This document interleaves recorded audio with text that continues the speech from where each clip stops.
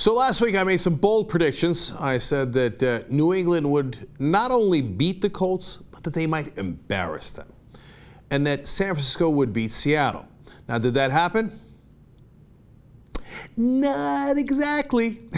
In fact, I gave myself a nickname. I said Second Mortgage Uger because I'm taking out a second mortgage to bet on New England. Now, look, it would appear on the surface that I am wrong.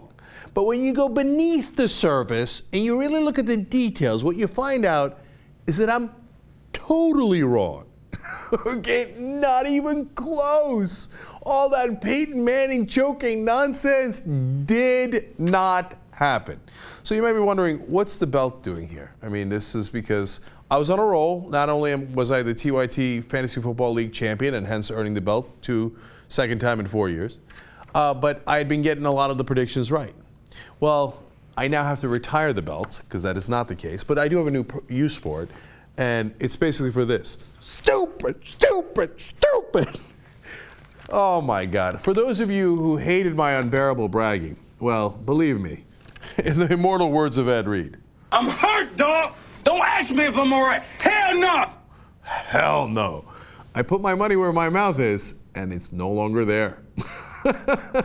So I'm hurt, dog, in the Manning-Uger Bowl. Manning is up significantly. Now, it's not over. We do have the Super Bowl. But come on, for Christ's sake, I said he would choke, that he's a choker. He did not choke. I thought that John Fox, if they had a lead, would tighten up. He didn't tighten up. Instead, he threw on second down over and over again in the fourth quarter. And that was their advantage. Look, Talib getting hurt, the best, defender they had in the secondary in New England was gigantic. If Gronkowski was there and Talib was there, could it have been a slightly different game? I don't know. Denver might have won anyway, but they weren't there. Gronkowski wasn't there before I started making my predictions. He had already gotten injured. So there's no way to justify it. Just wrong, wrong, wrong. All the credit in the world to Peyton Manning and John Fox and the Broncos. And look, don't think that I'm not going to double down. No, not bet-wise or anything like that. And if Manning wins the Super Bowl, I have to. They should pass a law not allowing me to say anything bad about Peyton Manning ever again. Okay, and I will enforce that law. I will say he was right, I was wrong, and that'll be the end of it. Okay, I think that the Seahawks are a phenomenal team, and they will beat the Broncos in the Super Bowl. If you think I have no credibility at this moment, you're absolutely right. Okay, and look, as I look at that San Francisco-Seattle game, I think San Francisco played a terrific game, except for the first interception in the fourth quarter that Kaepernick threw, which was a badly thrown pass. On the fumble, he didn't see the guy coming. On the last interception, that was just a phenomenal play by Richard Sherman. But let me just note something. Not just by Richard Sherman. The guy who's not getting enough credit is Malcolm Smith. Because if Richard Sherman wouldn't have picked that ball off, if he bats it down and Malcolm Smith isn't there, San Francisco gets at least 2 more plays and probably scores. Malcolm Smith, you know what he did and why Seattle won the game? Because great coaching by Pete Carroll and great hustle by all the Seattle players. They run to the ball. The ball's up in the air. He's a linebacker. He's not covering Michael Crabtree. He ran to the ball anyway. I love Malcolm Smith. He cost me a ton of money, but I love Malcolm Smith. That's how you play football. You run to the ball just in case. He picks the ball off. The game is over. San Francisco was supposed to win that game.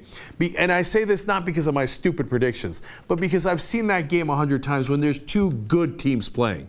And the guy with the ball in the last drive that's been delivering. Remember, it's 4th and 2. Kaepernick delivers the pass to Frank Gore. They're driving, they're clutch. They win that game 19 out of 20 times, but not in the Legion of Boom. Not at Seattle's home turf. They weren't going to let it happen. They changed the script.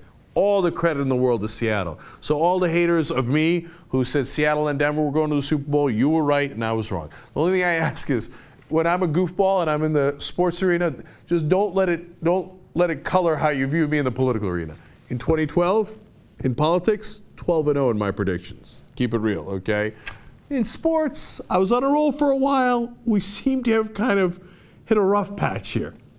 But that's why they play the games on Sunday. I learned that lesson the hard way. Of course, the Super Bowl will be my Custer's last stand. So that lesson for sports enthusiast, let's put it that way, has never quite learned. So I can't wait for the Super Bowl. It's going to be a great game. And look, the only way, and I'll say last thing on Manning, okay, because I said all along he wasn't going to make it to the Super Bowl. There was no way, and he's now in the Super Bowl. Now, in order for me to be right about Manning, there's like a 3% chance left. He would absolutely have to choke the game. That it would be demonstrably true that you guys would all agree, boy, he seemed to have kind of choked, right? Not kind of choked, totally choked. If Denver loses the game, doesn't mean I'm right, because Manning played great in the playoffs, not a single hint of choking. And if they lose the game, it's likely because Seattle was just the better team, right? They have to lose the game, and Manning has to be embarrassing for me to be right. But at this point, there's no reason to believe that. So if all they do is lose and Manning plays okay, Manning is going to win the battle between Manning and Uger that he does not realize even exists. Okay, and largely I'll have to shut up about Manning the rest of the time. Okay, so you have that to look forward to.